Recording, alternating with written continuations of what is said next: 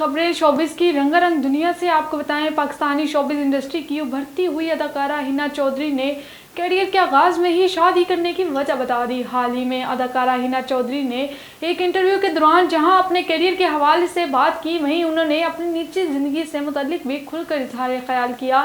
शादी के हवाले से बात करते हुए हिना चौधरी ने बताया कि शोबिस में आने से कबल ही मेरी मंगनी हो चुकी थी और जैसे ही मैंने शोबिस करियर शुरू किया तो लोगों ने मुझे और मेरे मंगेतर को ताने देना शुरू कर दिए कि अब लड़की शोबिस में चली गई है, वो बदल जाएगी। पाकिस्तानी शोबिस इंडस्ट्री की मारूफ अदाकारा उशना शाह ने बोल्ड लिबास पर तनकीद करने वाले सार्फिन को आड़े हाथों ले लिया। हाल ही में उशना शाह ने photo and video sharing app Instagram पर एक पोस्ट शेयर की जिसमें वो अपने शोहर हमजा अमीन के हमरा गोल्फ लीग में शरीक नजर आई। मज़कूरा वीडियो में अदाकारा सफ़ेद रंग के बोल्ड लिबास में मलबूस दिखाई दी और गाड़ी से उतरते हुए सैंडल उतार कर जूते पहनती नजर आई। उशना शाह ने जैसे ही वीडियो सोशल मीडिया पर पोस्ट की तो सार्फिन ने कमेंट सेक्शन में तनकीद भरे तबसरों की भरमार कर दी।